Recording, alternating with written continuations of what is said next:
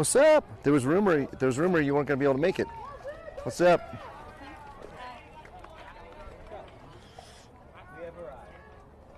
I'm glad to see it. Are we home or away? We are home.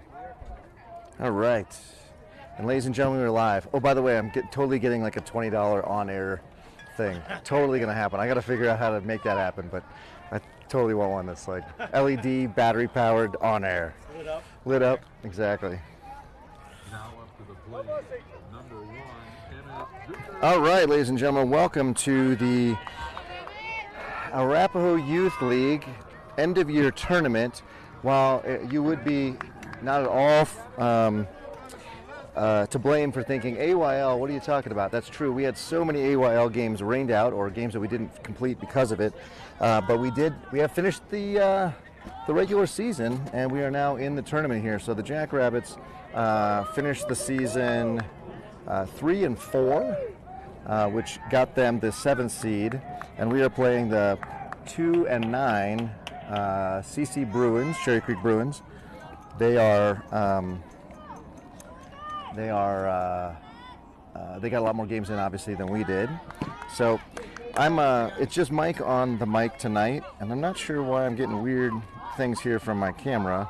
We'll work on that. But shout out to Tony, who is out on a work trip. So Tony, we miss your wisdom, your dulcet tones, and of course your looks made for radio. So we have a 1-1 count here to our first batter. Ooh, ball's outside. That's going to be a tight strike zone if that's not going to get called all night. So we are here at the, this is down here in Parker. What are these fields called? Swing and a miss. Challenger, yeah, Challenger Fields here in Parker. Parker, a suburb of Denver, sort of traditional post-World War II housing, tracts of lands, cul-de-sacs, wide roads, those kind of things. Beautiful community. Oh, ball low. Wow, a really, really tight strike zone. Wow. Gianni hitting 57 on the pocket radar here for the last 2 pitches. So full count now, 3-2. One of the things that we have here in the ball low, wow, everybody, 59. Gianni hit 59 there. So that's impressive. Wow, if that's gonna be the strike zone tonight, you just don't swing is the answer, because you'll not be able to. I mean, no one can hit that tight zone. Man on. Gianni steps off. So these fields here are all turf. So look for the ball low. Throw down's a little late. Look for the ball to skip very uniformly, which is nice, but also note that the ball skips quickly and bounces pretty high. These all turf fields have given our outfielders all kinds of trouble. So we'll see how they do tonight. Ball high. Gianni now searching for the strike zone a little bit.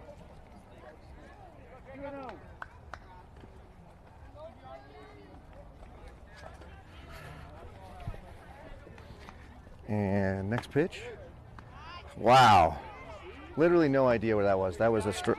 Keep going, Gianni. No, that was a strike at the knees. Yeah.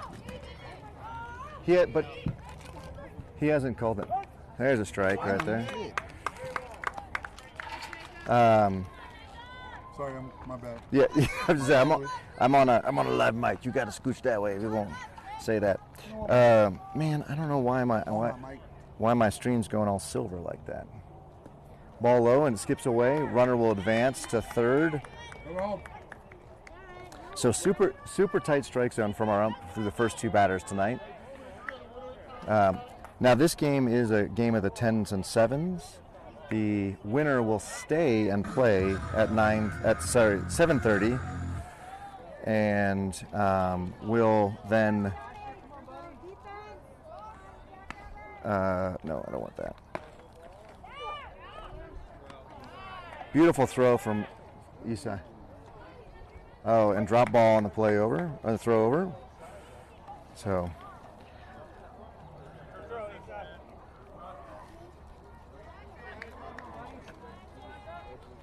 Maybe I need more high contrast. Gianni. I'm going to try some of the different filters here to see if I can stop it from going all silver there. I'm not sure why. Ball outside. So Hey, breathe. two on, nobody out. Reset, kid. 2-0 count.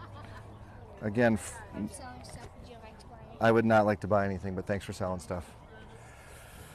Come on, Gianni, you're all right. Let's go, bud. All right, conversation at the mound. No, thank you. Thank you for asking, no.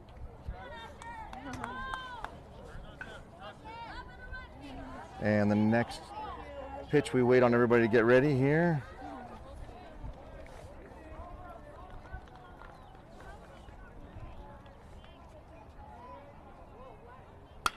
Foul ball. Let's go, 1-9. Come on, Gianni. Let's go, Jackrabbit.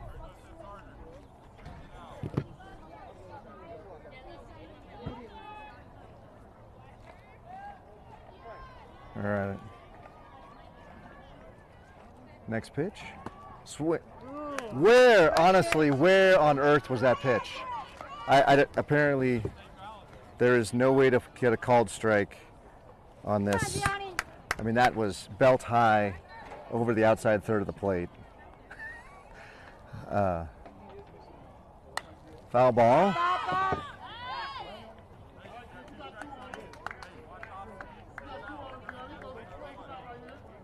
So now full count. Gianni's going to have to hope for a little bit of help here from the batter because the ump is not calling Come on, Gianni. strikes. And ball is outside, apparently.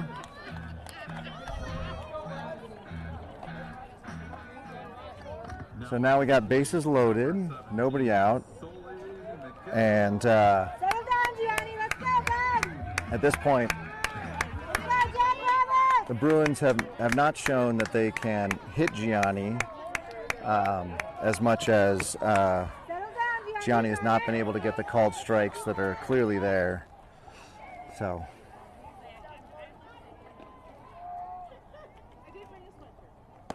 there's a strike. Put it right down the pipe. You might as well do it, I suppose, because you're not getting anything else here. So basically, hey, ball bouncing off the broadcasting table here. So little bump there, little. Come on, Gianni. Foul ball. So strike two. So again, nobody from the Bruins being able to put the ball in play yet, but yet we still have bases loaded. No balls, 2 strikes.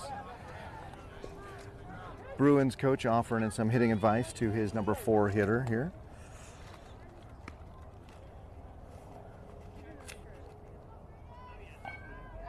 Swing and a miss. That is curveball. First out. Nicely done.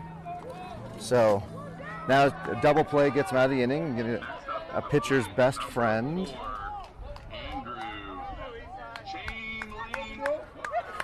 All right, now we get gonna need some real good defense here.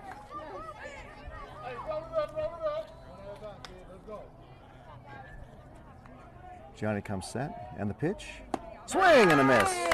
And the batter was behind that pitch. So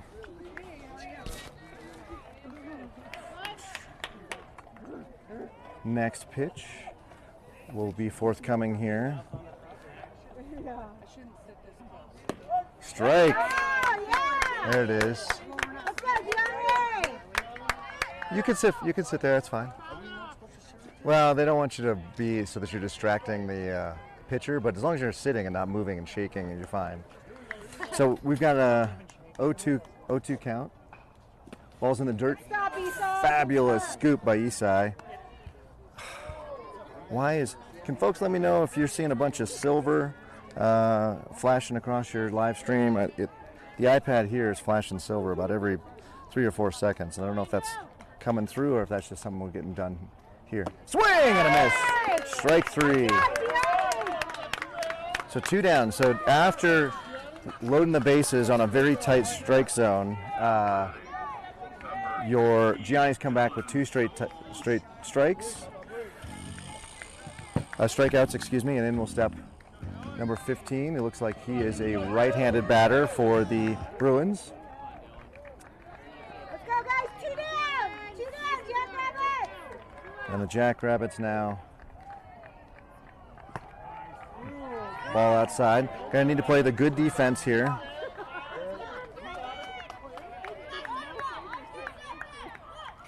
Come on, Gianni.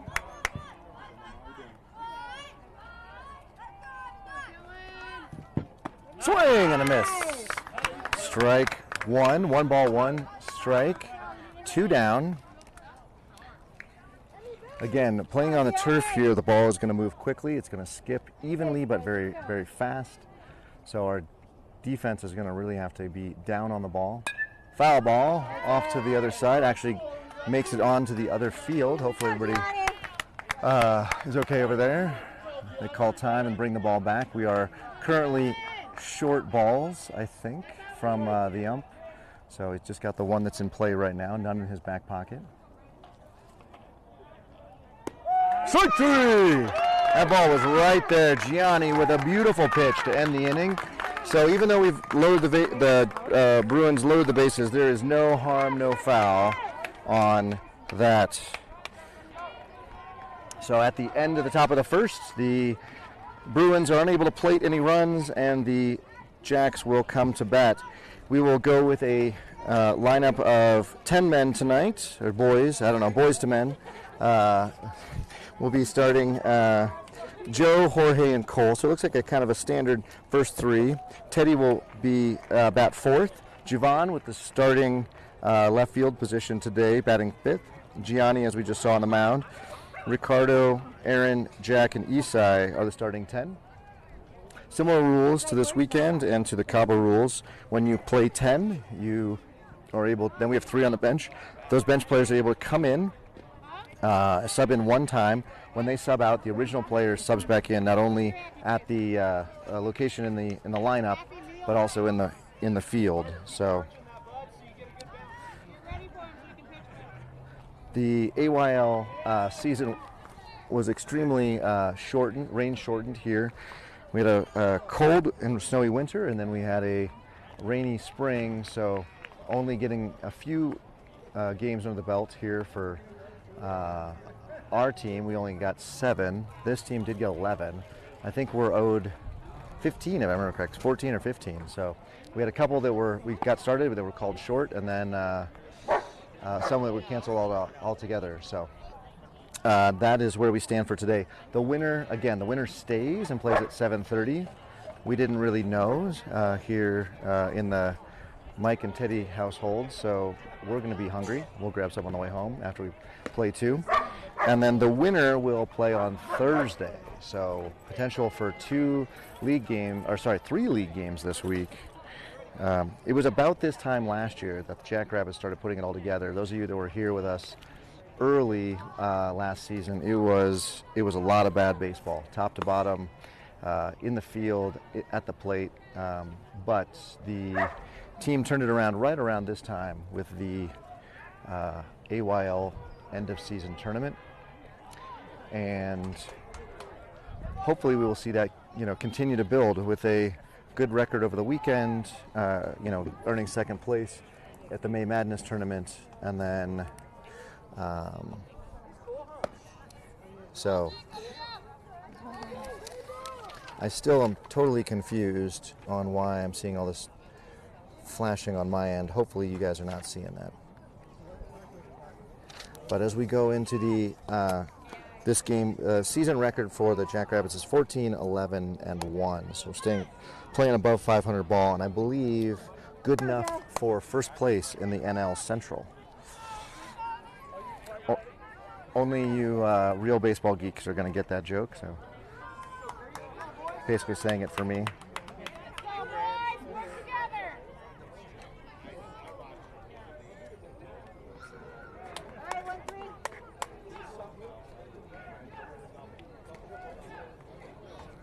All right, getting ourselves set up here to see how fast this guy's throwing, and check in from my mate. Strike right down the middle. So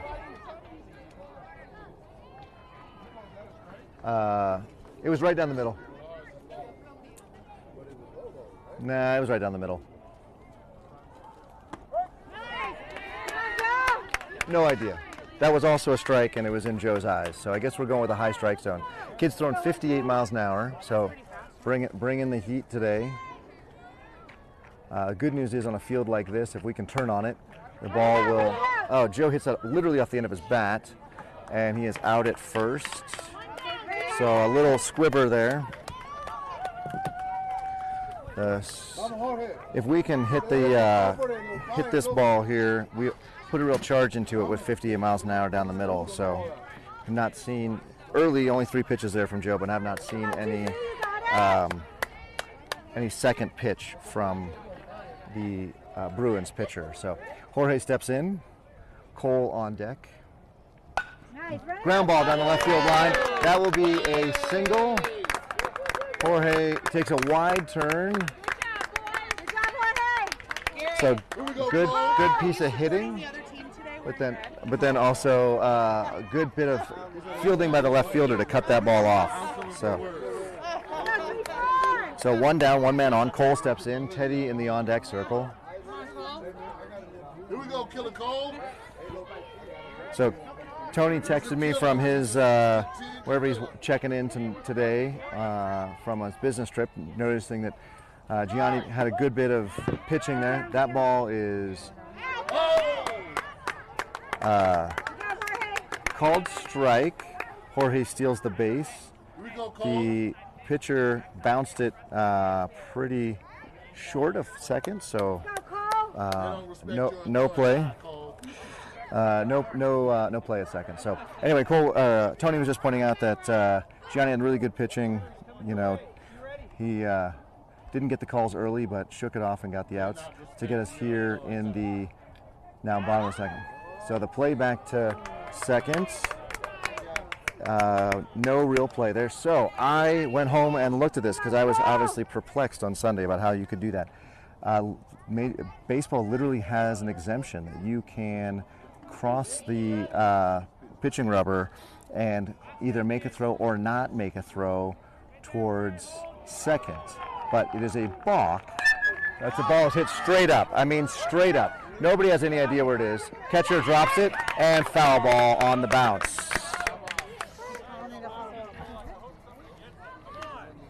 So it looks like it may have been lost in the haze. So those of you that living here in Denver, we've been living under the haze of the Alberta wildfires now for, I don't think I'm up yet though, on the YouTubes. Come on, Javon. Straighten it out. Relax, bud. Let's go.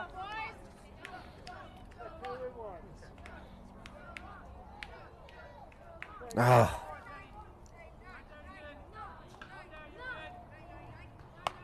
Oh, keep battling.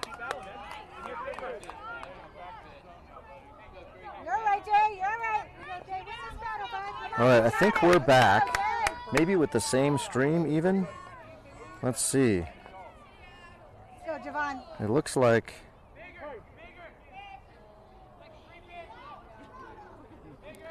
we might be back now. Ball low.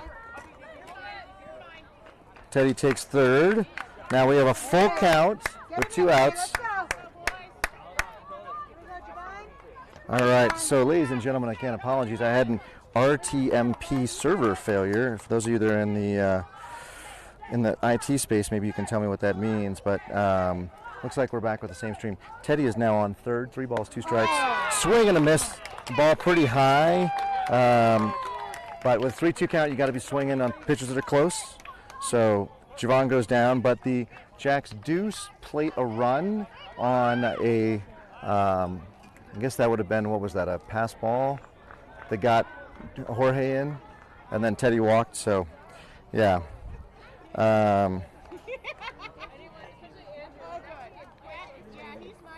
Let Tony know he should try refreshing because apparently I'm back on the same stream.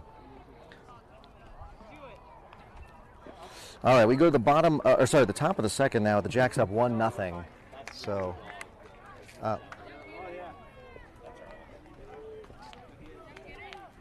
I do not have a Gatorade.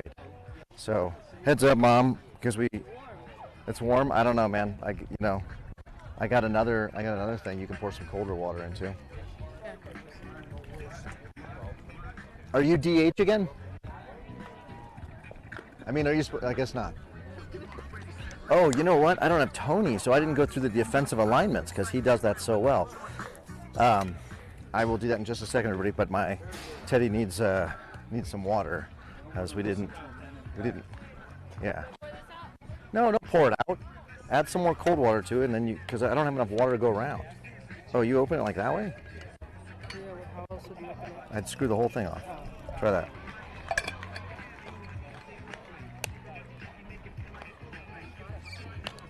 What? So warm. I mean, it's going to be warm water. I don't have your sensitive palate is going to be tough luck tonight. So we can try to find some more water from somebody else. Maybe somebody's got a Gatorade cooler right there. So yeah, no.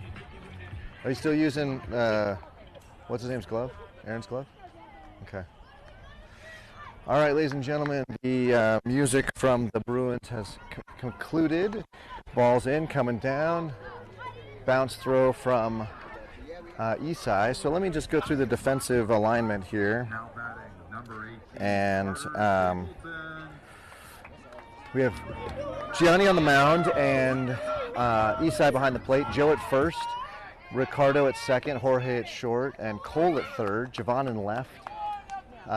Jack in center and Aaron in right, and Teddy being the designated hitter, or what did Mark call him the other day, the all fielder. First pitch, swing and a foul back. Hey, Mark.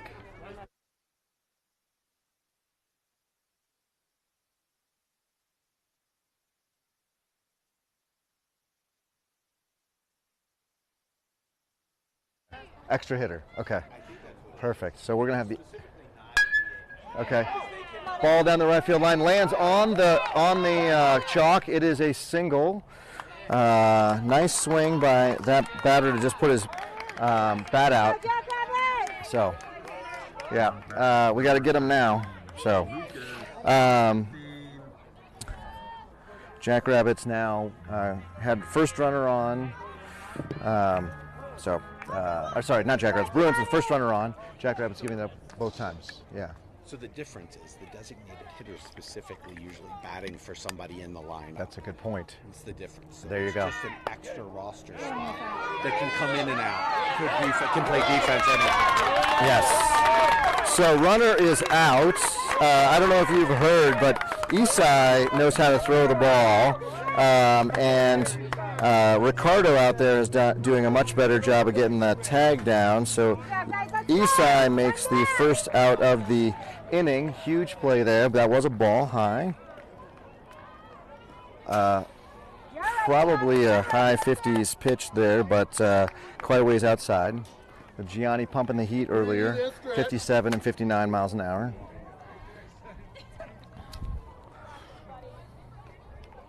So I'm still getting kinds of some errors, and my iPad's not doing what it's supposed to be doing. So I apologize tonight. I'm not sure what's going on, folks. But if I restart the iPad, I lose everything. So we'll try to power through, and then if we win this game, or when we win this game, I'll restart it between this and the 7:30 game. So next pitch. Strike. So ump likes a high strike. We're seeing balls passing through over the plate, near the chin, across the shoulders, being called strikes. So that is the swing and a miss. That's the strike zone tonight. So now Gianni knows this next pitch is right there. It's almost a Xerox copy. Go get him right here, Gianni. And the Bruins batter swung and missed there. 3 balls, 2 strikes, 1 down. Ball high. Isai set that up a little high, and I think Gianni then added a little extra measure to it. So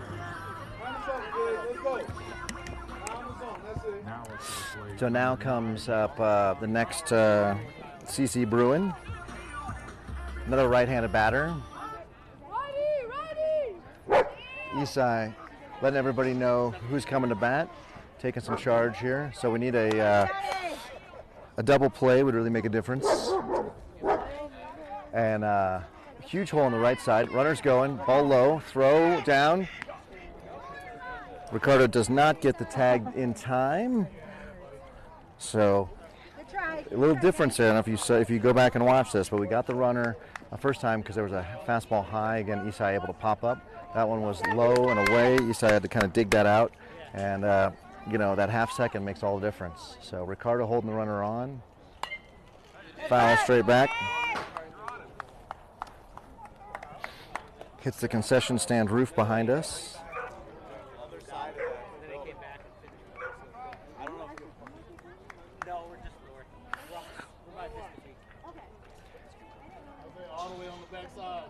All right, now we've got play ball called by the ump. Gianni has got the swing and a miss in the next pitch. He got that off before I could even say it was coming, so there you go. He's ready to go. Gianni's going to have to live at the top of the zone. So generally what happens when you make contact with the ball at the top of the zone, one of two things happens. One is you drive this ball deep, and I mean deep. When you put that ball chest high, you can get full extension as a batter, and you can drive it deep. The other option is you end up popping it straight up, which is what we just saw there. So the ball tends to go off the top of the bat and then kind of pop up. So in the event that you hit off the bottom of the rounded bat, you end up driving the ball into the ground and getting some high choppers. So if Gianni's going to live around the top of the zone, which the ump is going to make him because that's where the strike zone is, we should expect a lot of pop flies and high chopping fastballs. Swing and a miss at a curveball. Beautiful. Really well executed by Gianni. So Gianni again having maybe the best. Well, I don't know. Cole had an amazing breaking ball on Saturday. So Gianni and Cole really have that number 2 pitch working for him, which is why they are the top of our rotation. Jack and Teddy, make out the rest of sort of our top tier rotation. They bring heat, but neither one of them really has a second pitch that they can command. Gianni, on the other hand, starts him with a curveball, doesn't get anywhere near the zone, so not tempting here for the batter, but nonetheless, we have a runner on second, ball low, Good job, Isai. 2 down. Yes, Sarah, very distracted. There's a lot going on, and I got my iPad popping all over here, but I guess you guys are saying it's fine, so I'll start forgetting it. But yes, I need my Tony. All right, next pitch. Swing and a miss. Sweet pitch. That was nasty. That was an excellent pitch there. It took a little off maybe, but still certainly a fastball straight and right over the top of the plate. We are looking for a fastball here. Swing and a miss. And that, Isai and the runner thought that was strike 3. Literally nobody else did. But because Isai and the runner both thought it was strike 3, the runner started walking back towards the bench, and Isai started walking back towards his bench. So we didn't get the easy third out there. This ump not calling out the counts like we saw over the weekend. So easy to lose track. Swing and a miss at the knees over the inside. That was really a beautiful pitch. We have bottom of the second. We go with a 1-0 lead, and we'll have Gianni, Ricardo, and Aaron will be the 3 batters that we will guarantee to see, and if any of them get on, Jack and then hopefully Isai will come up this inning. So AYL, we play AAA, which is a step up a little bit from the AA we play on the weekends. And there is one further, which is a majors level here in the Denver area. We have not played at the majors level, and I don't think we have any desire to do so. Biggest difference between the AA and AAA tends to be 2 things. One is speed of the pitch and depth of the pitching rotation. So What? You're being paged from. I'm being paged from the dugout, exactly. So, ladies and gentlemen, I got to go on mute here and find out what my son needs from me.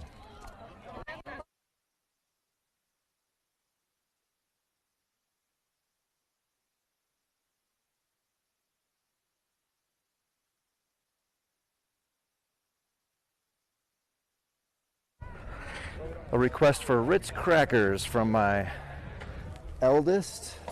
Thankfully, of course, his mother thought to throw a whole sleeve. Oh my goodness.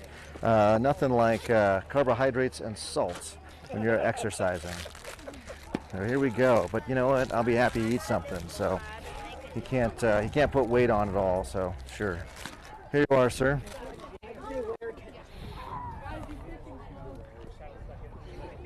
Hey, is this a new pitcher? No. Same guy, right? Yeah.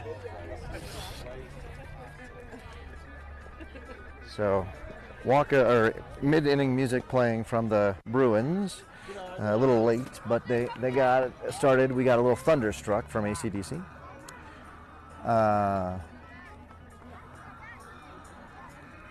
Tony sending luck from Carolina. Appreciate that. We don't need luck.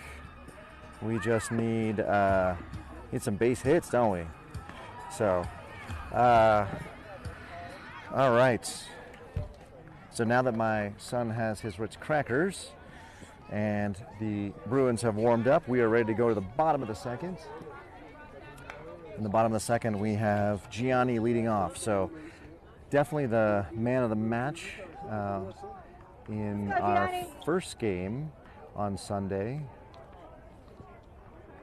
And doing a great job so far pitching for today. So Gianni just a few days away from completing his 5th grade year. He'll be moving into middle school next year, and if you look at him, it's pretty amazing because he's a big boy. Ooh, foul ball.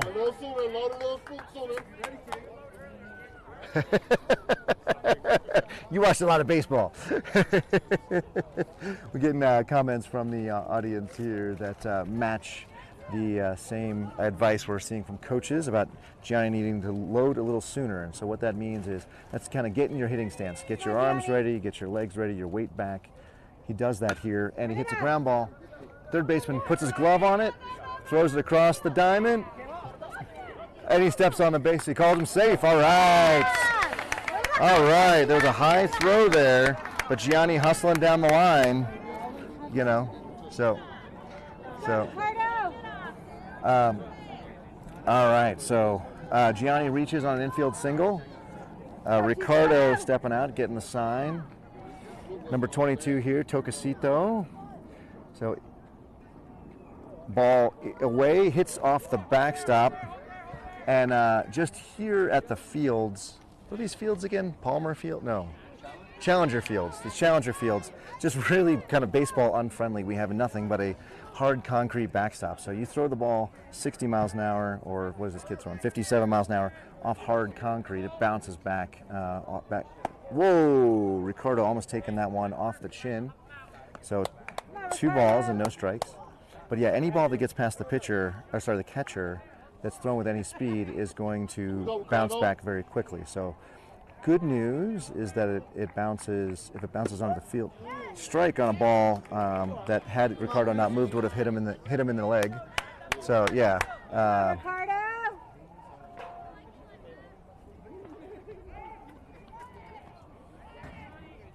Gianni with a little lead, but being held on exactly by the second baseman. Ricardo hits the fly ball. Left fielder gets underneath it and grabs it. Good grab from the left fielder. Hey, Aaron, punish him, kid. Punish him 1-5. So Ricardo, if you come back and watch this, just know that you swung at a pitch maybe a little high there. So you couldn't do a whole lot with it. So just take a look at that replay there. But you put a good smack into it. But because it was higher than the strike zone, it's hard to get your real full extension on that. In steps Aaron. Aaron playing right field for us today. Foot on the back line of the batter's box. He swings and misses at the first offering. It looked a little half-hearted. So we'll see if he can kind of really turn on a ball here. Hot hitting to the right side all weekend. and see if he can keep that going. That ball is inside. Aaron moving out of the way. Almost got him in the ribs there. So Explode on him, Aaron. Come on, Aaron.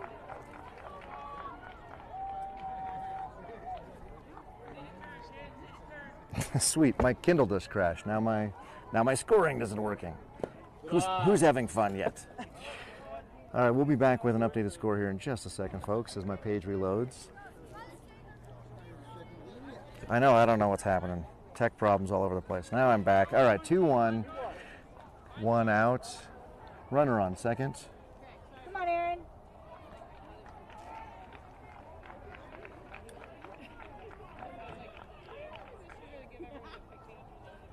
Ooh, swing and a miss. So that ball was high, top of the zone, where the ump is calling it. Kind of bothered me a little bit that we're swinging at those pitches, but I get that that's what the ump's calling them. You got to try to put your bat on the ball. Aaron, you got it. 2 balls, 2 strikes, 1 out.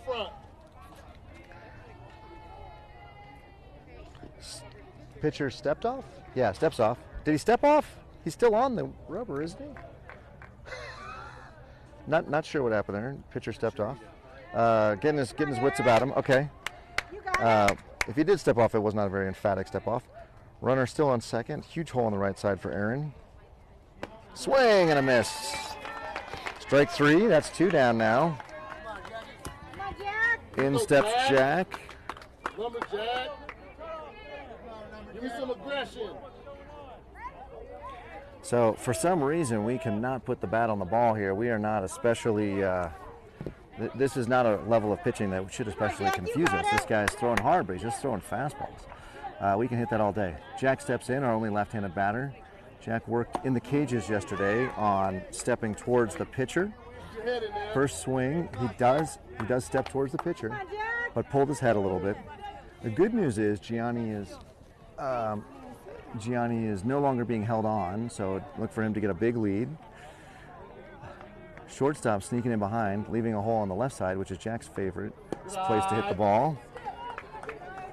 Ball outside. Tony bringing his own local knowledge, a Parker man himself, who must know the Challenger field, texted over, it is a hitter's ballpark, and kind of sort of a hitter's zone because the ball is up. So now we just need to get those hits going. And I'd agree, Tony.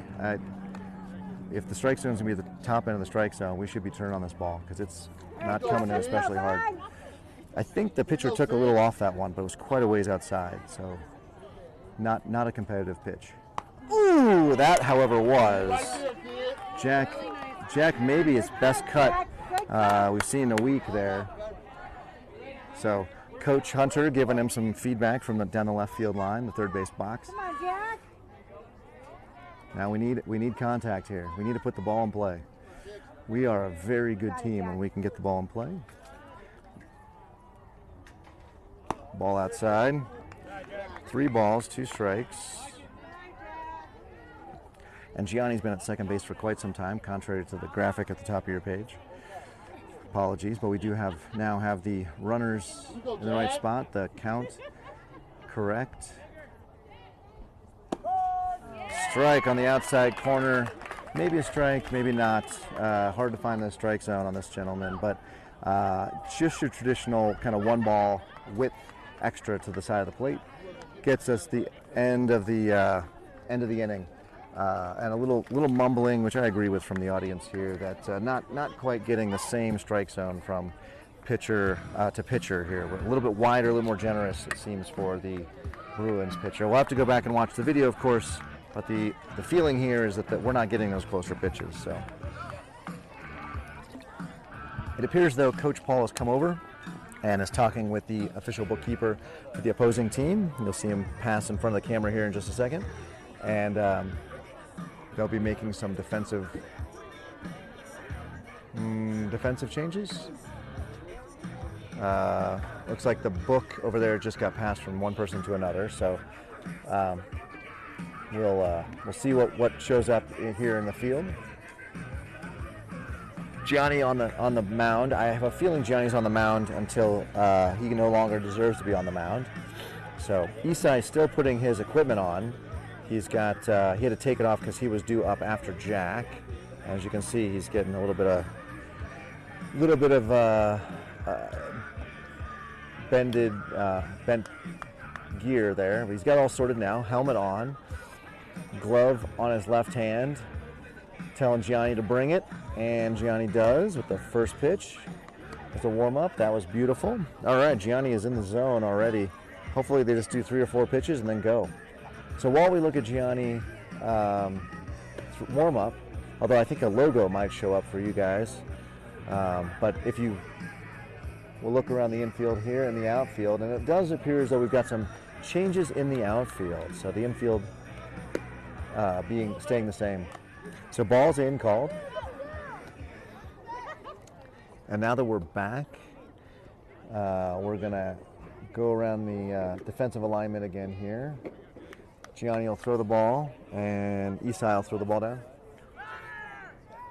Ball in the dirt on that warm-up throw, but a beautiful throw nonetheless to Jorge. Ricardo running the ball in to his pitcher. So we'd still have Gianni on the mound, Isai behind the plate, Joe at first, Ricardo at second, Jorge at short, and Cole at third. Now the defensive substitutions appear to be in the outfield, where Chris is now in left. Jack continues to anchor center field, and we have Isai in right. So is that right? Isai's in right? Yeah, that's Isai. Isaiah, no, sorry, Isai's behind the plate. That's Isaiah. My bad. Isaiah. I don't know why my head did that. That ball is a strike. Good news for everybody at home. In about 2 weeks, I'll have progressive lenses for these old eyes, and I'll be able to see who's in the outfield. So I will no longer start putting both our catcher in right field. Swing and a miss. Ball right at the letters. So Gianni just pumping in strikes now. We can see he's not messing around. I'd look for a curveball here if he's really feeling it, as he was this weekend and at our, I think, last league game. Here it is, swing and a miss. 3 pitches, 1 down. And that was a very nice, kind of more of a cutter. It did not break up and down as much as our left to the right. So to the right-handed batter, it looked like it was coming across the plate and dipped away.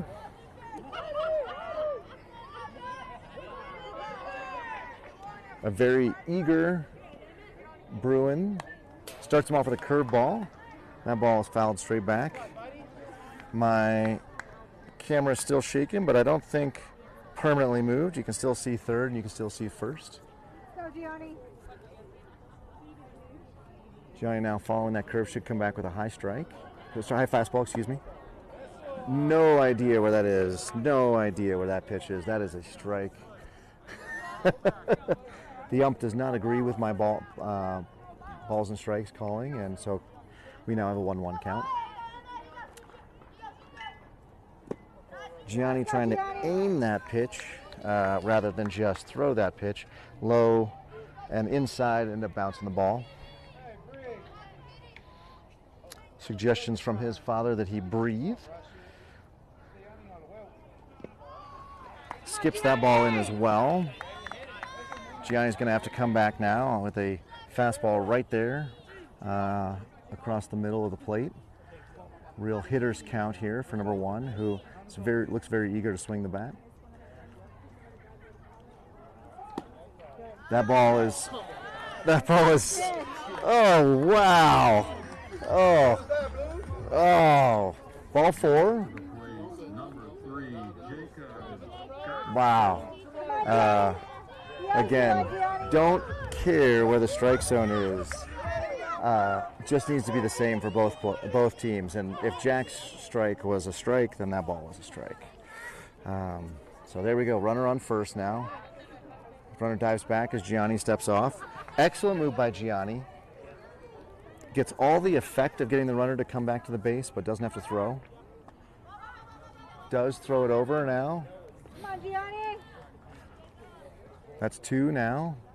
Traditionally, you would bring it to the plate here, but the runner on first has a ginormous lead. He's going.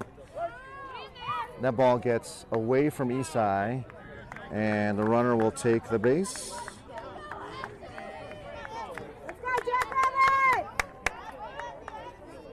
So Gianni now with the ball in his glove. Looking at an 0-1 count. This is where I definitely miss my compadre because I think we're near the top of the order, if not the top of the order, but I don't know. He keeps track of that important information when I cannot. Oh! Wow! I am unsure where these pitches continue to be. I mean, wow! That was it. Oh, that was at the knees. That was beautiful. I mean, if Gianni's not going to get that pitch, he's going to struggle all night because he really thrives on high-low, where he throws the ball up high and then throws the ball down low to, you know, there it is, a foul ball. To keep the batter off balance, you know, rather than just grooving it down the middle. 1 ball, 2 strikes, 1 down. So number 3, hopefully our infield learned something there. Quite a ways behind Gianni's fastball. Ricardo jumping on second base, holding it down in case it floats away, I suppose. There's a ground ball. Joe's going to need to get that. There's nobody at first to catch it. He is safe, and the runner will advance to third. Man, I saw that coming and everything. That's one where you would have loved to have seen Ricardo be playing over after the foul ball. So what could have or should have happened there with the infielders is when they saw the foul ball being so far behind the fastball, Jorge should have held the runner on at second, and Ricardo should have moved to his into his normal position. Runner's going. There's no throw. Cole, though, asking for Isai to throw it. He said, "Throw it, Isai, I got you." With that, we now have runners at second and third. So the go-ahead runs for the Bruins, just a single away. Ball bounces in. Ball bounces past our third baseman right after he asked for it. The ball bounced and skips away. So that does tie the game now on a throw that I'm not sure would have got the runner anyway. He wasn't being especially greedy.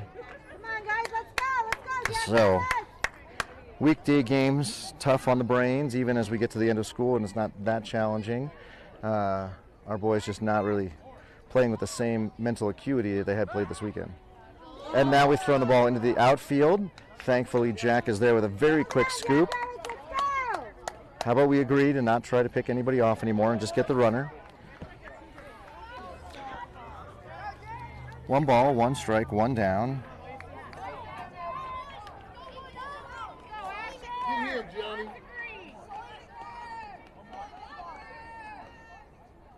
Foul ball off to the right. Again, not able to make that play because there's a fence in the way and maybe another 20 feet of tarmac.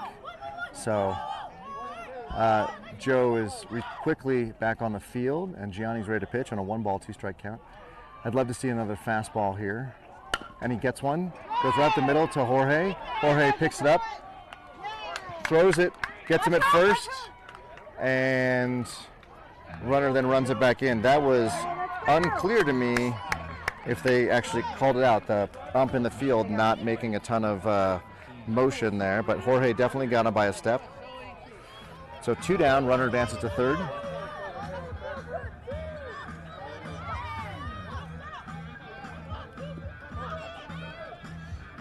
And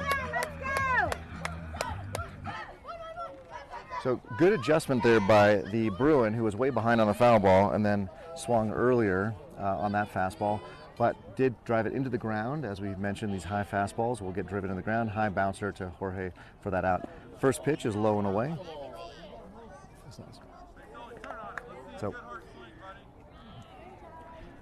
So now with a tie game and the winning run a mere 70 feet away, Gianni puts his foot in the rubber.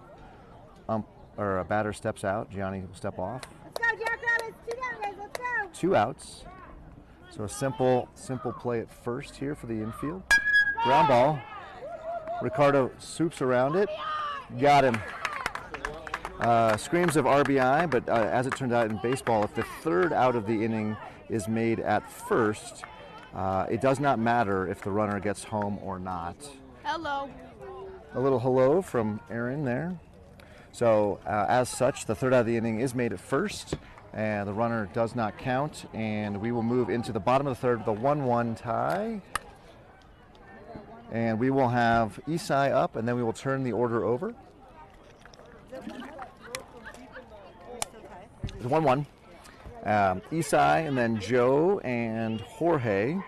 If any of them get on, we'll see Cole. So heads up to family members of those folks. You're going to want to tune in. So we, again, will play at 7:30 Mountain Time if we win. If we lose, we are done. The AYL league play was extremely rain shortened, and so Coach is working on getting some games in, even if they don't count. They would be almost like exhibition plus games, if you will, because we're currently in the tournament as scheduled. But we may get a few more of these AYL games in. I think we are due 7 of them, if I remember correctly, or 5 of them. And either way, didn't quite get our money's worth this year in the AYL. Now, we could always go on and win this thing, and I'll probably change my tune. But right now, it would have been nicer to get more of our games in. Mother Nature felt differently. As such, we are the 7 seed versus the number 10 seed Bruins.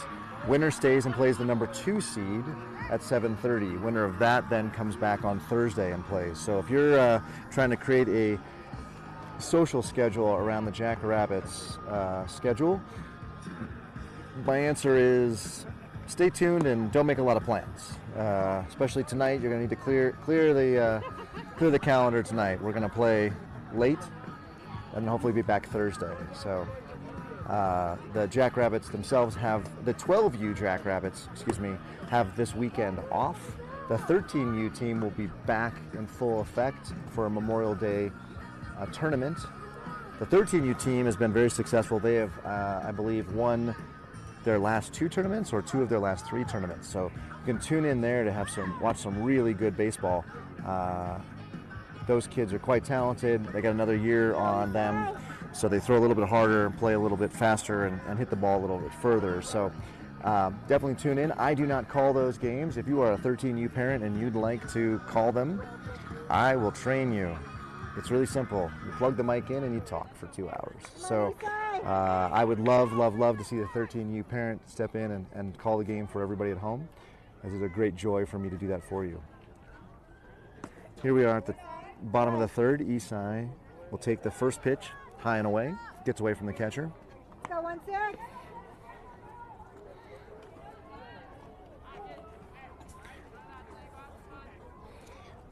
Isai instructed to hit the ball and have some fun, so hopefully he can do that. Ball away. Okay, let's go, Isai. Came in pretty quick, but it was away. Isai struggled at the plate a little bit this weekend and was very upset with his performance. I think you can't at all fault him for his performance this weekend. He was phenomenal behind the plate with multiple throwouts, as we've already seen today. Foul ball. But I know he felt a special weight to get a few key hits in games when he was unable to. So a real fire in his belly, a real desire to win, the kind of thing that you can harness and go far in this world. So 2-1 count to Isai. That was a curveball that curved in beautifully. Tip of the cap to number 3 out there on the mound. That is, I believe, the first time that he's thrown one, or certainly the first one he's thrown for a strike. So again, look for a fastball. He's not really varying location, so should be right down the middle of the plate. And it is, and that, okay. At least we're calling it the same now, I guess. Because that was strike 3, but gets a ball. So very tight, tight strike zone. Again, favoring the high strike zone for this ump. Ball is low and away, skips past the catcher. Isai will take first.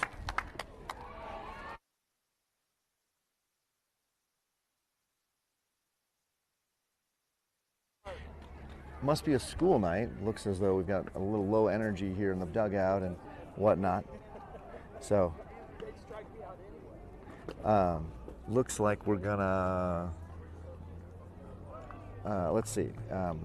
If it is a courtesy runner for Isai, it would be because he is a catcher and should have a free sub.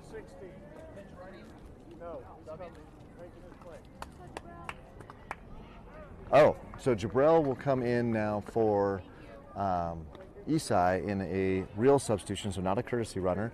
So that would mean that Isai has come out. Jabrell will be in. Jabrell's in until he comes out. He will need to go in as catcher, which is good because he is our catcher. So he'll be fine. Joe. Joe now with getting his hands on the bat correctly and holding out for the bunt. Ball is high, but called a strike, and Jabrell will take second. Didn't slide. I did hear you folks yelling down, down, down, but didn't slide and didn't need to. One strike now to Joe, who was taking all the way for the record, because you want to get Jabrell over to second in the scoring position. Foul straight back. No balls, 2 strikes. Come on, Joe. If number 3 for the Bruins is feeling that curveball like he did to Isai, you would suspect to see that here. Let's see how confident he is in that throw. What you don't want to do is throw that and have it get past the catcher, which would advance Jabrell. So if he does throw the curve and it gets over, I expect Joe to be frozen. So let's see how this goes. Good quality baseball right here. There it is, and there it is. See you later. That's strike 3. Well executed by the pitcher there. And Jorge comes in. You're out. You're out. That's 3. So in steps Jorge. Jorge, who had a ground ball down the left field line for a single last time. Now, if Jorge does that again, it's unlikely to score Jabrell. Yeah. It was a foul ball, and then it was a curve ball for a strike. So first pitch was a strike, foul ball, curve for a strike. And the curve was a strike. I mean, that was a nice pitch. So Jorge now. Ball gets past. It bounces off the concrete, comes back to the catcher, but not in time before Jabrell can get to third. So here's the bummer now with the concrete backstop. The ball will bounce back to the catcher pretty quickly. So it's unwise for the runner to come down the line unless the ball skips all the way down, say like the first base line, because it's going to get there. Pop up. That ball should be caught. That ball is caught for the second out of the inning. And again, the inability for the Jackrabbits to get that key hit kind of plagued us a little bit in the championship game on Sunday, and we're seeing that again today. He's a killer. Let's go, 3-4. So 34 here has an opportunity to drive Jabrell in and give us the lead, and that's really what he's going to be focused on. I'm sure he'd love to hit the ball 300 feet to center, but he has got to be focused on making contact and getting the ball onto green. The ball gets onto the green, we will score Jabrell. Outfield shading him to the left, with the right fielder especially giving him all kinds of room down the line. That ball is cooked.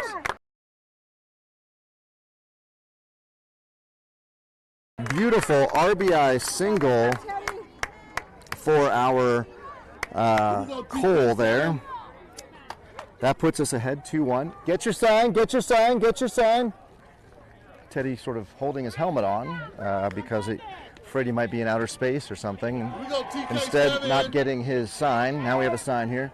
Look for timeout, ball in the field. Go, Teddy. Yeah, Teddy having a quick conversation with the home plate ump here. TK Sam. The funny thing is, Teddy is very personable. A lot of folks want to come up and chat with him. He's got a big, beautiful smile. He would much rather you keep a good 3-foot distance. So it's going to be a curse he'll probably have his entire life. Cole with a small lead off first. He does not go. That is a curveball inside. So we're seeing number 3 here go back to his curveball a little bit more frequently. It is starting headed towards the right-handed batter and cutting across the plate. So that's the kind of curve we were talking about on Sunday. Tony especially, a big fan of that. Ball way inside. Would have put a hole in Teddy's back pocket had he not done a quick dance move there. 2 balls, no strikes. Let's go, Teddy. Teddy now. Hips, hips. Teddy now is going to need to drive a ball pretty deep to score Cole from first. Swing and a miss, the ball pretty high. Let's go, Teddy. All right, look for that same pitch. We know that number 3 can throw that pitch repeatedly for a strike, and he down 2 balls, 1 strike. He's going to go back to it, I imagine. That ball is low and away, no throw. Let's go, Teddy. You got it. Here we go, Sam. Coach messing around with them, telling them to get down. 3-1 now. Your pitch, buddy. Right side, your pitch. Right side wide open for Teddy if he wants to poke one through and maybe score Cole. It's Teddy's swing and a miss at a ball in his eyes. Again, he decided that to swing at that before he had actually swung, or before the ball had actually pitched. And Teddy. got to be smarter there. Got to read the ball coming out of the hands. 3 balls, 2 strikes, 2 down. And we're stepping off the rubber. We're on the rubber. Now we're on the rubber. Cole taking a lead, kind of hiding behind the field ump. And here comes the pitch. Teddy with a pop, throws hands out there. That ball is going to drop. There's nobody at first to get it. Teddy runs into him. That's interference. He gets second. He gets second. And Cole will score. Interference. Come on. Cole will score on a bloop single. Teddy just wiped out the second baseman who was standing on the base. And I'm obviously, as a dad, quite frustrated. He should get second on interference. There's no question there about what's going on. Oh, don't worry, Mike. He's gonna get second. We're gonna take second. So Chris steps in. A reminder that Teddy does have some wheels, God-given legs there, that he will probably exercise on his way to second base. But I'd rather he were on second right now, just for the justice of it all. The ball's in the dirt, skips away. Teddy will not draw a throw. Hey, he's right there for you, Chris. So we're gonna go to Base hit scores him, Chris. we're gonna go to Mark, our resident rule expert, as the coach comes out to have a conversation with number 3. Mark, the software engineer who loves rules, explain to our folks at home, Mark, why Teddy should be on second for interference. Teddy should be on second because when you're coming to first base, unlike every other base, you have to give the runner a clear path to first so they can run through it. You see how they run through it? Yep. And in that case, just like what happened with Joe the other day on Sunday, Yep. he did not have a clear path to first base. So that's interference. Yes. That's fielder's interference, and he should be awarded at second base. And he's lucky he didn't get hurt. Yep. Exactly. And the reason you do that is exactly that. You want to avoid the conflict and the hurt. So there you go. Mark, again, resident rule expert, bringing us the knowledge. So Teddy with a small lead off of second. 1-0 count to Chris. Teddy, pitcher steps off. We get a little energy out of the dugout now. We have Cole yelling base hit, and then others joining him in sort of a call and response, Southern gospel style. That ball is hit into center. Teddy is going to score. Chris is now going to round first. Hey, way to hustle. So now we got a 4-1 lead. So timely hits, the lucky kind of ball that drops from Teddy. A solid stroke from Chris, who has definitely found his mojo.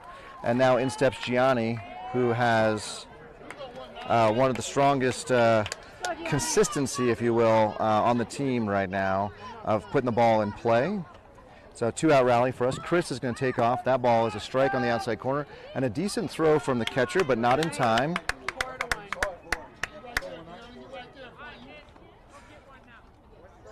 So that first pitch was called a strike. Gianni needs to be aware of that.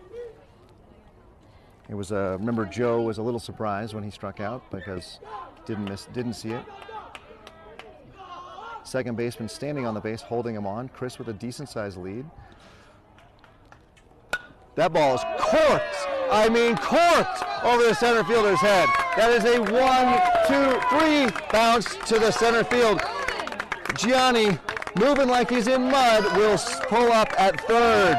with a RBI triple on a pitch that was high and fast. Did I not tell you, ladies and gentlemen, that's what happens. You either hit the ball into the turf or you pop the ball, or drive the ball, or pop it up. Teddy popped it up. Chris and Gianni now both driven those high fastballs. So, Ricardo, not generally known as one of our power hitters, but does have some pop. Is one of our wilder swingers. Tocasito turning around for a bunt. Would be an interesting suicide squeeze here. I'm not sure the purpose of that. You either got to swing at that or you got to bunt, because that was right there. Yeah, that was a beautiful pitch for strike one. And I love it. Showing up in my phone from North Carolina. Low inside pitch, pop up. That ball's going to drop. They had Ricardo playing deep, so a RBI single that bloops in. And now we got 6-1. You like to see that. Assume Ricardo will have the steal sign as well. So in for Aaron, remember, was Izzy. So Izzy will, Isaiah will take the batter's box here. 2 down now. Ricardo off. There's a strike down the middle. There's a throw. It's a little behind the runner, and so we'll have a nice stolen base for Ricardo. A lot of heads up from the dugout there, yelling ball, ball, ball. Isaiah now needs to get his back elbow up, and he does as he loads. Ball low and away. 1-1. Come on, Isaiah. They've got a chant of Isaiah from the dugout. Good team spirit. Really do love these boys. They're kind of growing up together and learning to embrace the friendship. So, whoa, Isaiah with a swing at a curveball that was hanging there, but hanging up in his eyes. So fouls it straight back. Look fastball, look fastball. So what we should see now is a fastball low. And we'll see if Isaiah knows that that's coming as well. The ball is outside. Ball skips out of the catcher's glove, throws his helmet, picks it up. No move from Ricardo at second. He probably is out if there's a good throw. So smart base running, heads up move there. 2-2-2. We got Deuces Wild and number 44 up. My math-loving son would do a math equation here, but I cannot. Ricardo with a huge lead. Ball gets to the backstop. Big looping turn from Ricardo. And he will take third. Isaiah kind of looking at the sky with a deep breath there. I don't know if called time. Okay, ump just confirming it's full count. Full count, 3 balls, 2 strikes, 2 down. Number 3 is feeling it. The curveball is on its way, but my guess is we're going to see a fastball right down the middle. That's what you really want to bring here. And it's a ball inside at his knees. And we've got the Ricardo caught in a pickle. Ricardo waiting for someone to throw it. Ricardo gets himself out. So just foolish base running from Ricardo, running us out of a very solid rally where we could have put enough runs on the board to maybe end this game. But unfortunately, that is it. Ricardo is out, and I don't know how to score that to not make sure Jack ends up with it. I guess I just do this. End half inning. Did Jack Sharman finish his at bat? No, he did not. All right, we go into the top of the 4th, and Jackrabbits will take problem with the internet. I had a problem with my Kindle. Just problems all across the board. I know I'm having, IT issues up and down the equipment today. Anyway, ladies and gentlemen, I'm not sure. I know I lost the stream there for a little bit. Ricardo got himself caught in a rundown. Didn't need to. He egged the throw on, and then didn't didn't get himself to a base safely. So that ended our rally. We had a nice 2-out rally going, and then we now will have a new catcher in Jabrell, doing some innings behind the plate here, and then we have Gianni still on the mound. So that hasn't changed. Like I said, I think Gianni's on the mound until he doesn't deserve to be anymore. Joe at first, Ricardo.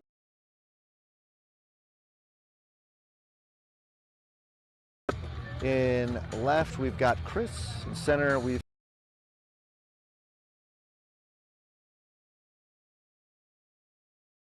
changes in the infield or outfield, except for behind the plate, where Jabrell will now be catching Gianni for this 4th inning.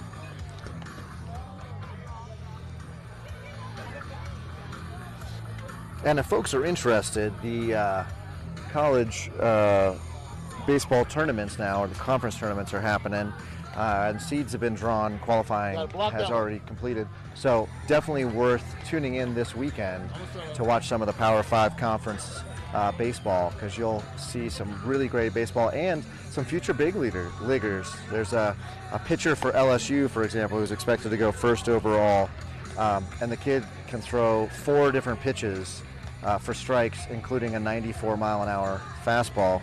And I don't know about you, but at 22, the only time I got to 94 was when I was driving way too fast on the freeway. So good baseball coming up this weekend with your Big Ten, your SEC, your ACC tournaments, Pac-12, etc. You're going to want to tune in.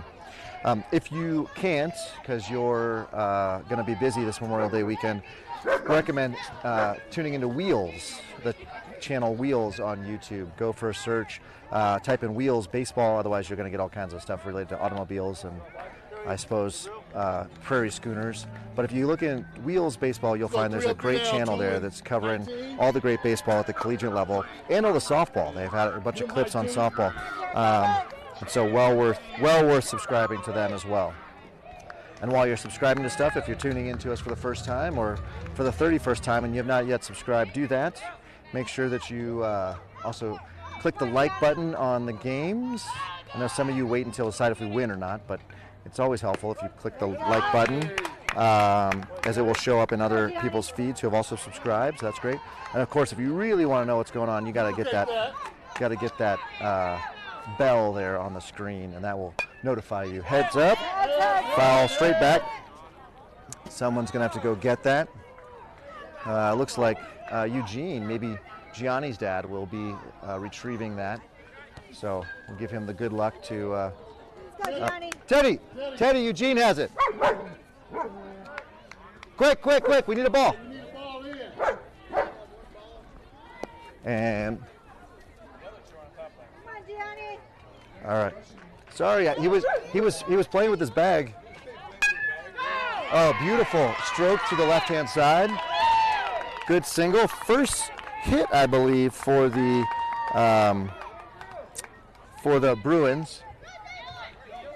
And a solid stroke there through the left side.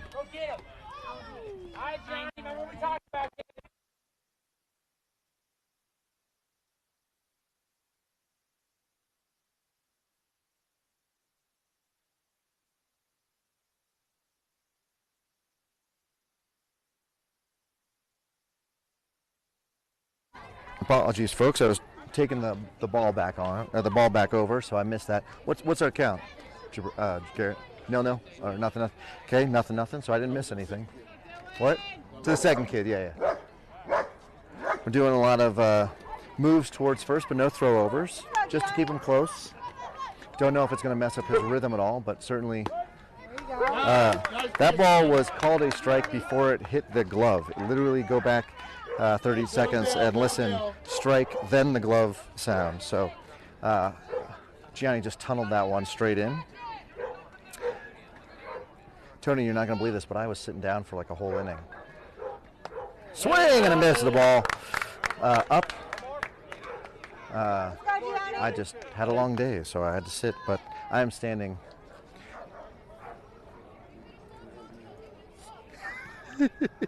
Jabrell with a turn over his shoulder looking back at me, but I think he heard Dad's voice, so Dad is now being real quiet. So throw over, and we did have Isaiah making a move to back that up. Maybe not as forthrightly as I'd like to see, but it didn't matter. Joe made a good grab. Next pitch, swing and a miss.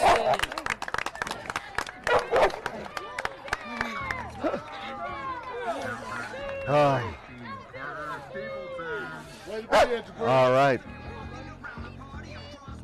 Let's go, guys. So one on and one down. Gianni will now see number 18 here from the Bruins.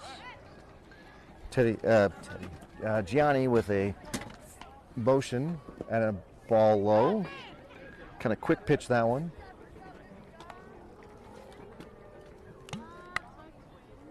Let's go, Gianni.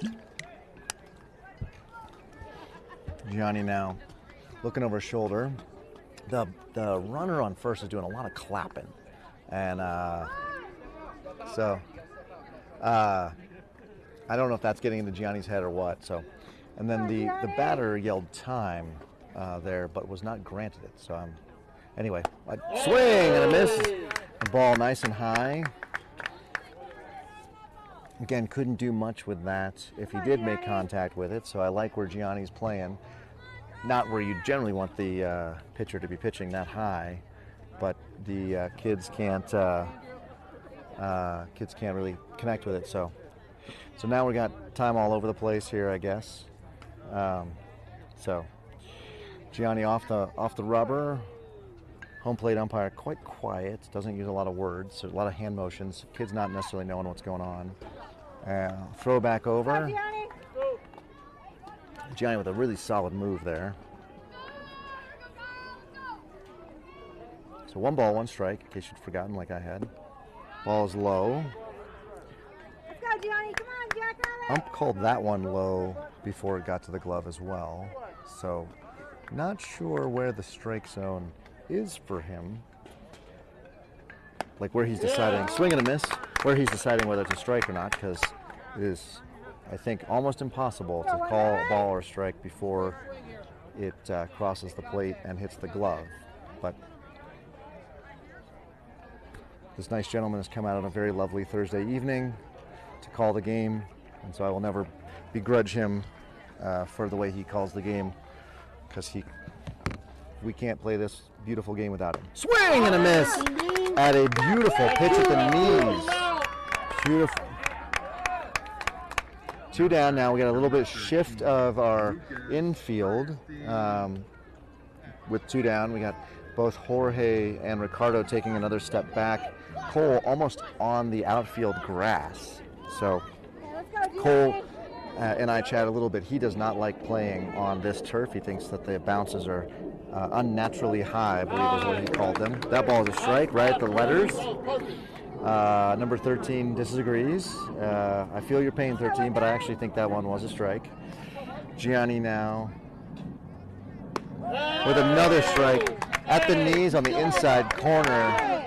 Throw that curve, throw that curve, throw the curve, throw the curve, throw the curve, throw it, throw the curve, throw the curve.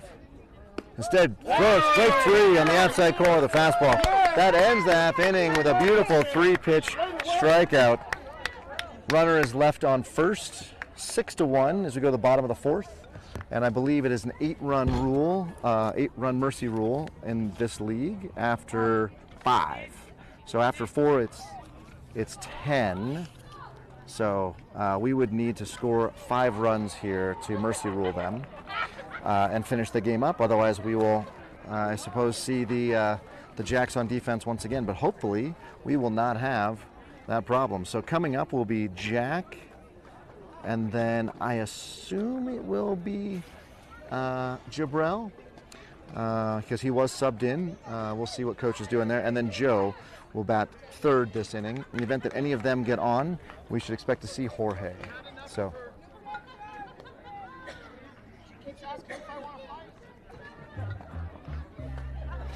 Coach in good spirits, coming over and razzing some of the parents. So good to see that he's in good spirits. I am too.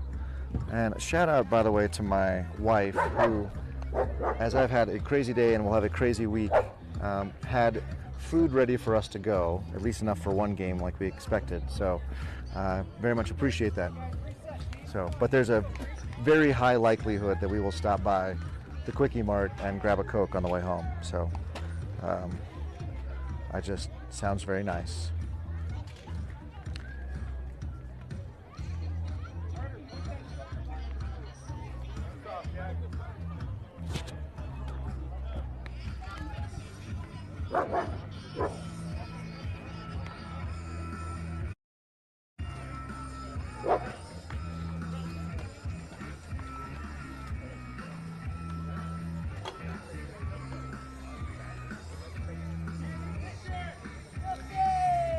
Okay, getting a heads up that there's a new pitcher. I apologize, wasn't paying attention.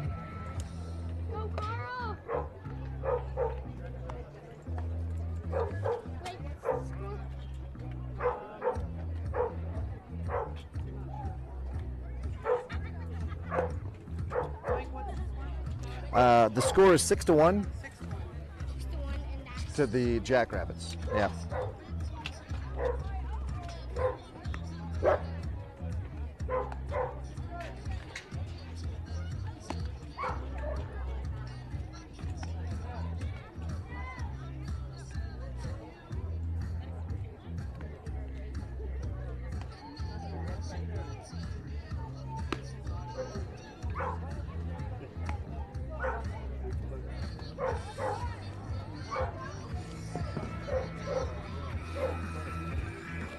Trying to think of what else I could tell y'all, folks. We spent a lot of times together with over the weekend, so I don't have a whole lot new. I will again say, if you are interested in supporting Jackrabbits baseball in any way with a financial donation to support the broadcast, but more importantly to help defray the costs of the tournaments in the league, we would love to have that tax deductible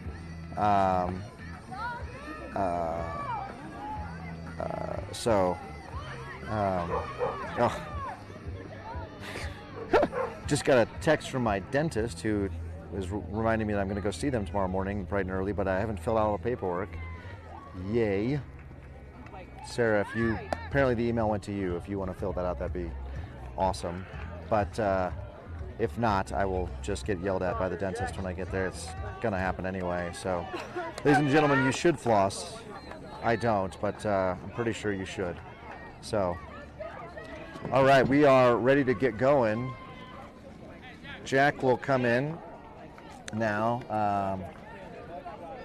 and we'll be looking to get on. He has really worked in the cages yesterday on his swing.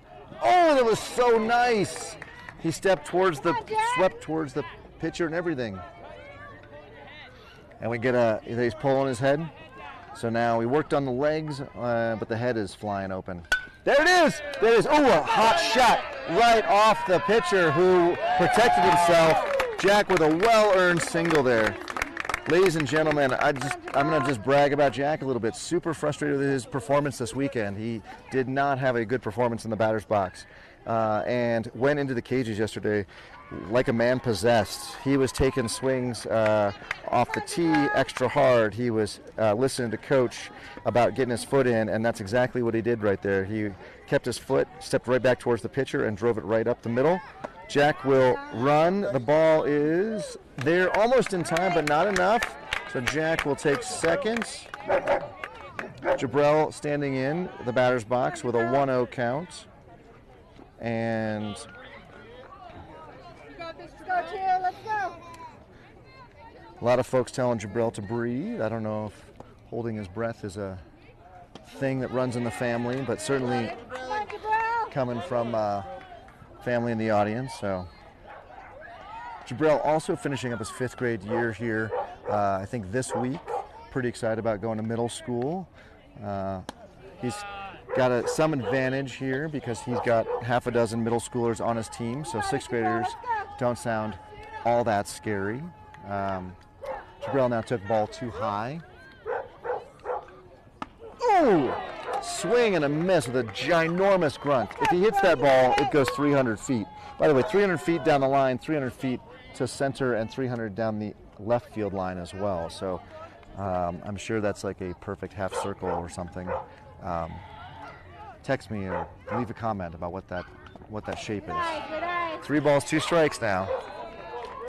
So pitcher has alternated ball strike, ball strike, ball strike. Sorry, ball strike, ball strike, ball. So if he keeps up with this, look for a solid fastball about letter high here, which Jabril hopefully can push. That ball is high. I mean, just a bit high. Maybe chin high versus letter high, but that's the difference between a strike and a ball. And Joe now will step in with runners on first and second.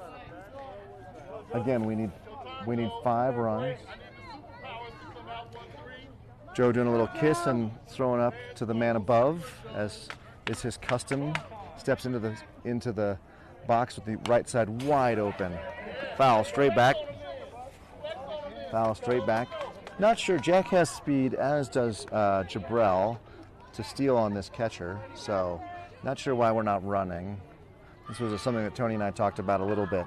Running to put a little pressure on the defense. Also, in this case, it would get rid of the force play, which would be, pretty important. He takes that ball away. Strike zone seems to have sort of settled now, or I can start to see where this is at. So gone are some of the wilder high strikes. The low strike zone still struggling, so pitchers have to live in belt to numbered, or belt to letters. The ball is a high strike into the Jackrabbits seating section, where it was clearly underneath it. We had one of the parents clearly underneath it, spun out of his hands, and if his son wasn't on first base, I'm sure it would be coming out of the dugout to give him a hard time. So 1 ball, 2 strikes now. Joe struck out last time. We can't have that happen again, excuse me. He does not. He fights off a nice swing on a foul to the right.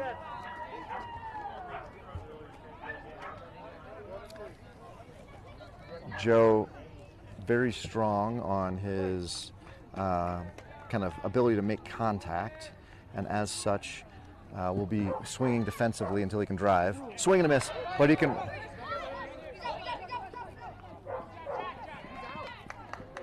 So strike 3, dropped third strike, runner is out, but everybody advances on the dropped third strike. So.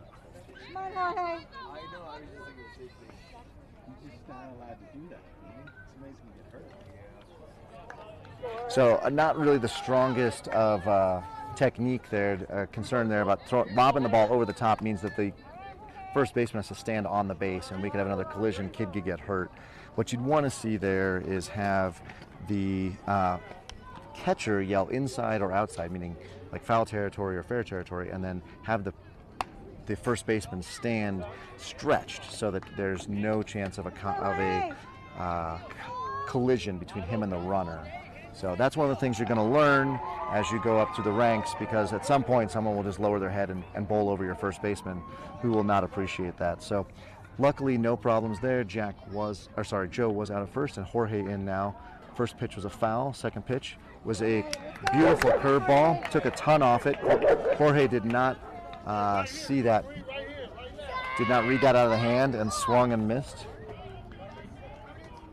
So Jorge fouls off a high fastball, maybe a strike, maybe not. So, but you got to swing with 2 strikes like that.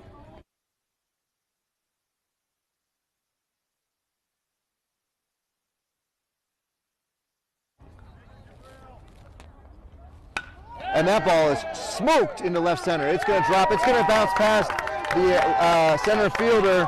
It's going to go all the way to the fence. It's going to be a triple easily. We're going all the way home. That he is going to be out by a mile. 2 runs. A beautiful throw from the cutoff batter. There to turn the triple into an out. And that was 100% on the shoulders of Coach Hunter. Coach Hunter sent him. Jorge did what Jorge is supposed to do, which is follow Coach. But Coach Hunter sent him, Jorge. So, yep. That was Coach Hunter's fault. But you know, Coach Hunter played a lot of baseball, but only a second year coaching, going to make those mistakes. Plus, you really do challenge the team to make that perfect throw, in which they did. So I'll bet if we ran that play 50 more times, you don't get that perfect throw again. So, you know, that's just a little bit of gamesmanship there. Bummer is it does kind of run us into a bases empty 2 outs now, with Cole stepping in, took the first pitch for a ball. That was a strike. Beautiful curve coming in. There's nothing really Cole can do with that if he didn't read it right out of the hand. So 1 ball, 1 strike, 2 down now. That ball is corked. That ball is corked. 1, 2 bounces to the wall. We're gonna hold him. He's gonna run through the stop sign. Shortstop makes a great throw again. That shortstop really has a cannon for an arm. A triple for Cole. Cole also slid and is coming up, grabbing his knee. Looks like he is not in a good place. So he is kind of hurting here. I'm gonna guess like a rug burn of some sort. So turf burn. So.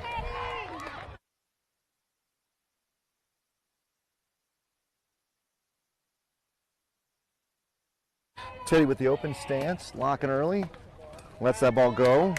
Proud of him not deciding to swing, but like letting it go. So the currently 8-1, and we've got Cole putting the oven mitt on in case he wants to slide. We would never want him to slide head first into home, but he's got it on anyway because why not? You're wearing it, you might as well go. Teddy with a pop fly, foul ball, just absolute rubbish form there, all arms. Fouls out, and that will end the inning. Jackrabbits do not even score enough to force the run rule next inning, so we're going to have to get 3 outs and get runs in the bottom of the 5th. So probably some defensive changes here, as it looks like Coach Paul is making his way down the third base line. Jabrell, though, with his armaments, or no, I guess it wouldn't be armaments. What's the opposite of armaments? Defensive? His battlements? Whatever. He's got all his gear on, so we know he'll be behind the plate.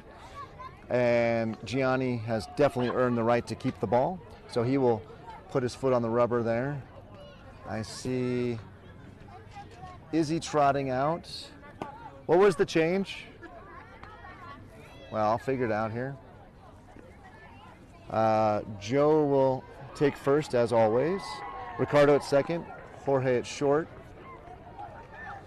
And we will have Izzy in right, Jack in center, and it looks like Javon? Yep, Javon in left.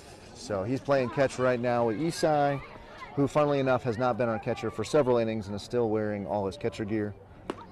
So Cole showing no worse for wear on his turf burn, rug burn, picking up the first ground ball thrown to him by Joe and firing it across the diamond. So Jackrabbits with this game in hand, but not with the killer instinct to put it away. So we're got to work on that. There's a few kids who have that in our on our team, but not enough, I think, to really drive the runs in when we need them. We're just kind of hanging out. So.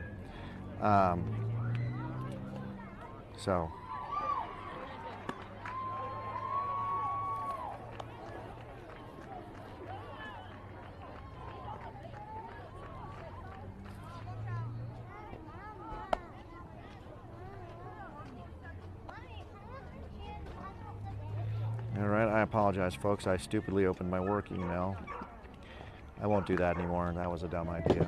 As we go into the top of the 5th here, we will hopefully see 3 up, 3 down. We've got a 8-1 lead for the Jackrabbits. Well, I suppose I should take this opportunity to throw out, if as we are about the halfway point through the season, you may need new gear for your player. So baseballsavings.com is a great place to jump to. I've talked about it before, but I have been very impressed with how fast they get you stuff and their prices. So check that out. Now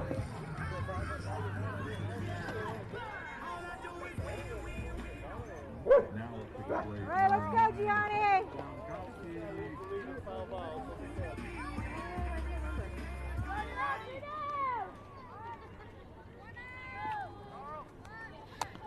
Let's go, Jack.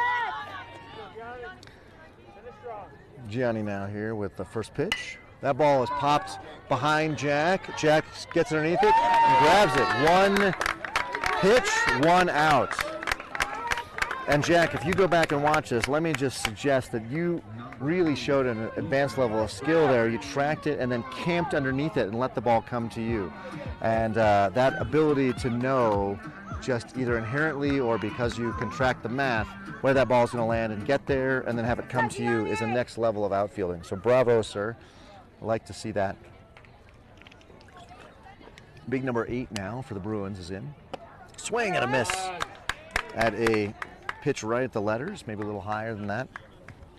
Go, Gianni. Gianni now very ready, but number 8 readjusting his batting gloves. He has red, white, and blue batting gloves, and I got a little batting glove envy. Those are pretty cool. They would never work with the Jackrabbits colors, but they definitely are God bless America kind of batting gloves. Gianni then throws the second pitch, which is fouled back. What up, Butterfingers? You 2 now. That's 2. Giving a little something to one of the parents here who dropped that ball as coming back from the foul ball. Swing and a miss, strike 3. That's 2 down. 4 pitches, 2 down. You love that kind of efficiency. Go, Gianni. Gianni now with the pitch. Ball high. Some members of the Warriors, who I believe who we would play after this game, have now showed up. And they're leaning on my fence, so we'll see if that's going to impact the video quality. Never mind, I called them out on it and they moved. So that should be a strike, but is actually a ball. Ball 2. Gianni now stepping off the rubber, taking a breath. Laboring a little bit. I mean, the fact that the Jackrabbits haven't put up enough runs and made him pitch 5 innings of beautiful baseball, not his fault. Ball high, but nonetheless, he's going to feel that in his arm. It's unclear who to me It's unclear to me who will pitch in the 7:30 game. Swing and a miss. Because I don't, and I will try to get the rules on the number of pitches our pitchers can pitch, or innings our pitchers can pitch in the tournament here. Given that they're spaced out over days, I'm not sure if it's quite the same impact. So, ball is in the dirt, or really off the turf. Ball 4. Runner will take the base.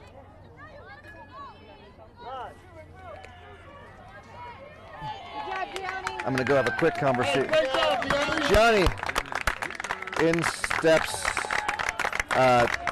steps Teddy now to hopefully finish this game off. We just need 1 out. So Teddy will become the relief pitcher of record. And I can see the boys have moved my camera a little bit, so I'll go fix that.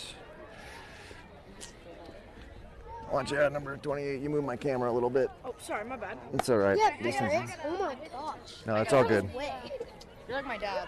I'm like your dad? Okay. Do you like your dad? Yeah. Okay, good. That's cool.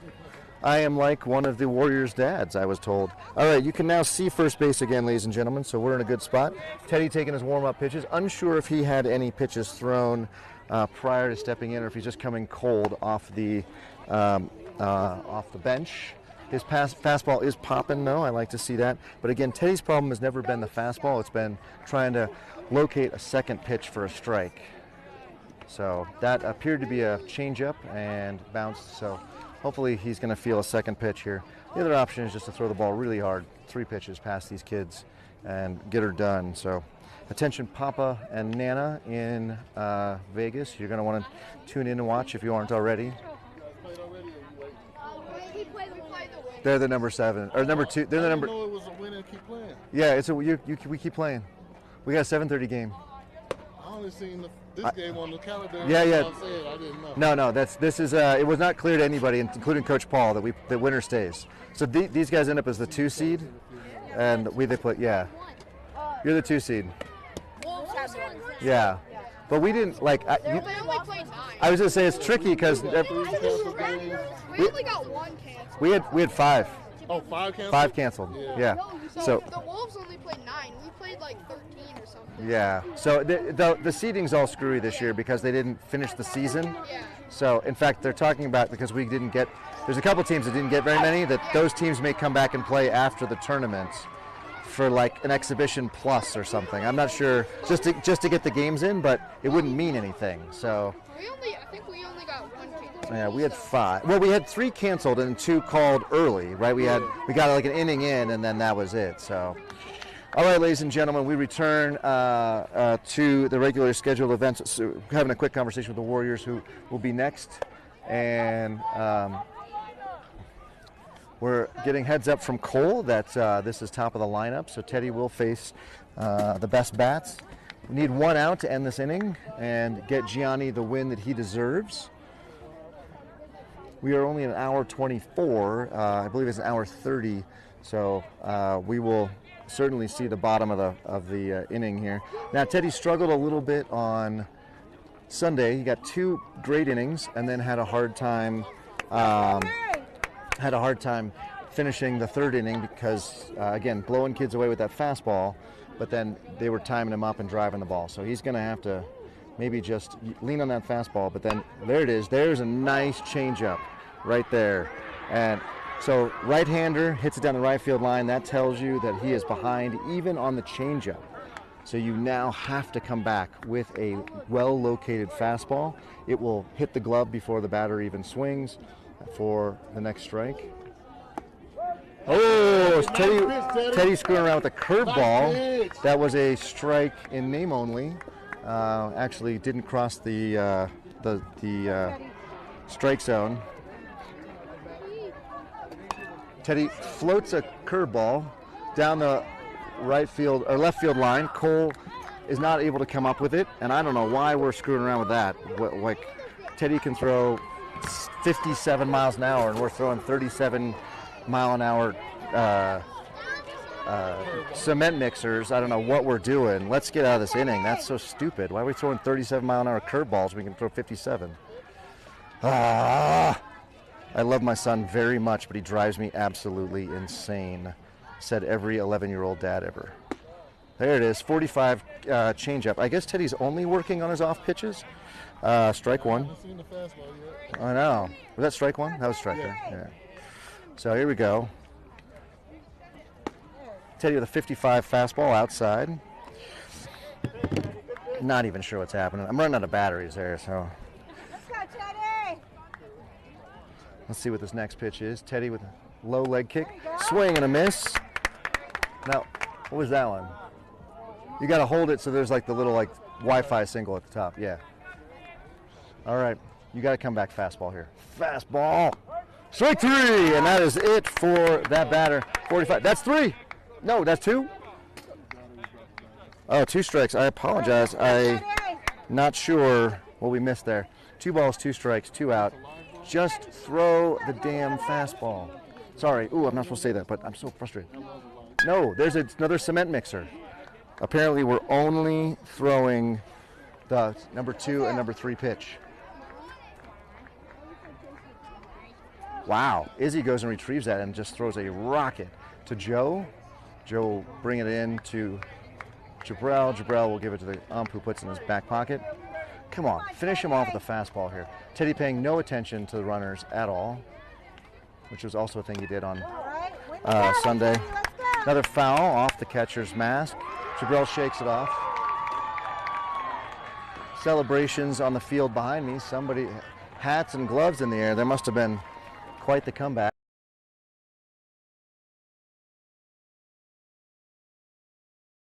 Let's go, Teddy! Full count now. Here we go, Teddy. I don't know who's calling pitches here, but it's driving me insane. Fastball. Ball's corked down the left field line. That will clear the bases, and we'll get all the way into the corner. That's a home run. I hate this field so much. This is in no way a home run. It should be a single. Now the throw-in is way offline. 3-run homer. Son of a motherless goat. We messed around. 8-4. And then got ourselves in a position we had to throw a fastball down the middle, and that's what he cranked it. So 8-4, 2 outs. What are we doing? Teddy officially now falling quickly off the roster of reliable pitchers for outs. Let's go, Teddy! Yo. There you go.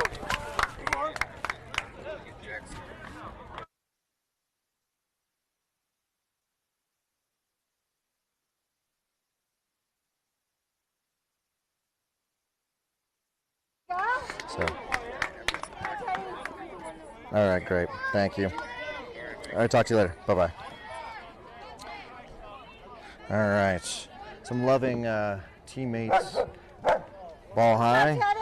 Loving teammates calling to see if I need to order anything from Taco Bell, but we're not making a run for the border right here because do not have much of an appetite right now. 1 ball, 1 strike, I think. What are we doing? What are we doing? Teddy, let's go! 3-1? 2-2? 2-2. 2-2 with 2 outs. Teddy's just got to throw a fastball here.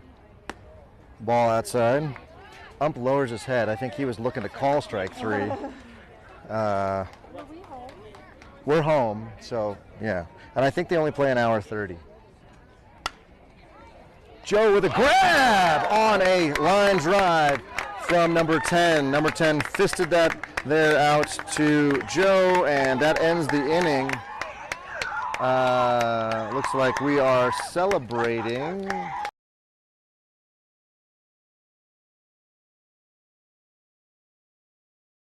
We win 8-4. I'm not sure why. I think maybe it's an hour, 30 minutes, but that means we get the luxury of playing again in 10 minutes. I'm going to restart all of my equipment, and then we'll be back. But thank you very much for tuning in to Jackrabbits Radio, or Jackrabbits Broadcasting, Vamos Libres Radio. We'll be back again in 10 minutes. Make sure you subscribe and hit the bell so you see it when it comes live.